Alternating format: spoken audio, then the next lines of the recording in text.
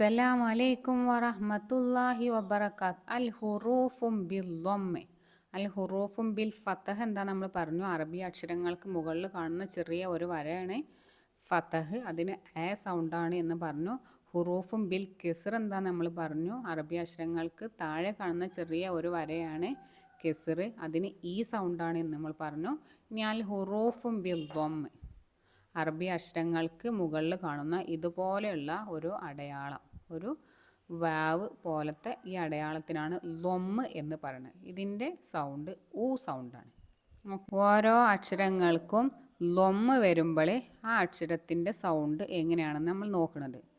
First അലിഫ് ഹംസ, ഹംസക്ക് ലൊമ്മ് വരുമ്പോൾ ഊ എന്നുള്ള സൗണ്ടാണ് വരിക. ബാക്ക് ലൊമ്മ് വരുമ്പോൾ ബൂ സൗണ്ട്, ബൂ. തേ ലൊമ്മ തു, സേ ലൊമ്മ സു, ജീം ലൊമ്മ ജു, ഹു, ഹോ, ദു, സു, റു, സു, സു, ഷു, സു, ലു, തു, ലു, ഓ, ഓ, ഫു, ഓ, കു, ലു, മു, നു, ഹു, വു, യു.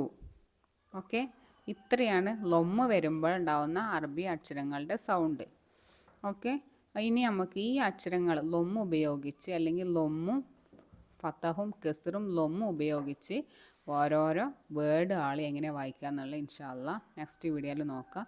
അപ്പോൾ ആർക്കെങ്കിലും ഈ ചാനൽ ഉപകാരപ്പെടുകയാണെങ്കിൽ ഒന്ന് സബ്സ്ക്രൈബ് ചെയ്ത് വെച്ചോളൂ കേട്ടോ. ഓക്കെ, അസ്സലാമു അലൈക്കും വറഹ്മത്തുള്ളാഹി വബറകാതുഹു.